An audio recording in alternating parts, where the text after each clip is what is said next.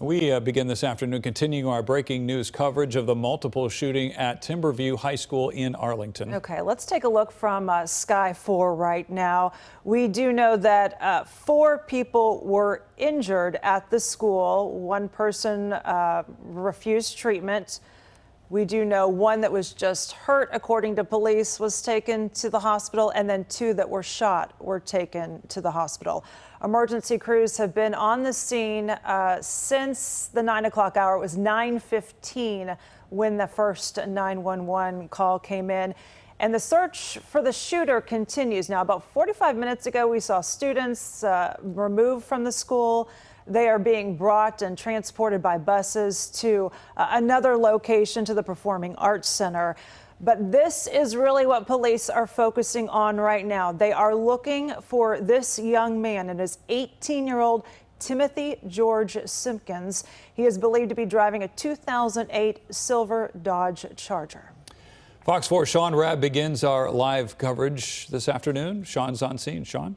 And good afternoon to you. You talk about those who were hurt or injured. We believe at least 2 of those this morning who were victims are in surgery or have been in surgery, if not still in surgery. It disrupted the quiet of a Wednesday school day here at Timberview High School, a fight that quickly escalated to a gun being drawn and shots fired inside the school on the 2nd floor, perhaps even in a classroom or a hallway there on the 2nd floor of Timberview High School. Immediately, the protocols in place, classes were into lockdown, teachers locking doors, students and teachers sheltering in place as the chaos outside of that 2nd floor, on that 2nd floor, continued. About 11:15 or so about 2 hours after all this started, there was a news conference here by police and federal agents as well, giving us the valuable information that we've been getting in bits and pieces throughout the morning. Sources told us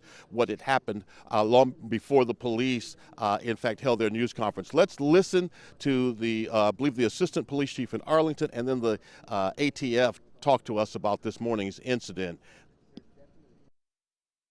I just want to reemphasize that this is not a random act of violence.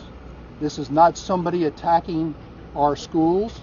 This is a student. We believe right now, preliminary, that it was a student that got into a fight and drew a weapon. As a law enforcement officer and then as a parent with a student in Arlington ISD, this is kind of your scariest moment, right? As soon as we get the information on this firearm, we're going to track it down. We'll figure out where this individual got this gun from.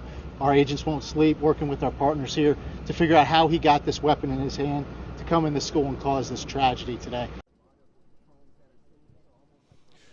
So what we believe they are doing now are the recovered shell casings. We believe they are testing those to try and determine the type of gun that was used. Unless Timothy George Simpkins dropped the gun they say he used to open fire on that 2nd floor here. If he dropped the weapon, then they have it. But if they're trying to match it through the shell casings, they want to know where he obtained that gun. Did it come from the family? Was it a gun in the home for safety and security, or did someone give it to him? Had it been used in a crime before? Spent shell casings tell a story, and that story will certainly lead them to where this gun was obtained. Was it stolen? Where it was obtained by Timothy George Simpkins, as they allege, who opened fire, they say, on the 2nd floor. Now, they are looking for him. Here's the advantage. Again, this is not someone who stormed onto the campus and no one knows who he is, and so now we're looking for someone with a vague description. They know his name. They have his records. They know his family. They've talked to parents or grandparents, whomever the guardian might be. They're tracing down his friends through students here at this high school. They want to know who knew what. Anybody know about this plan? What did he tell you and when?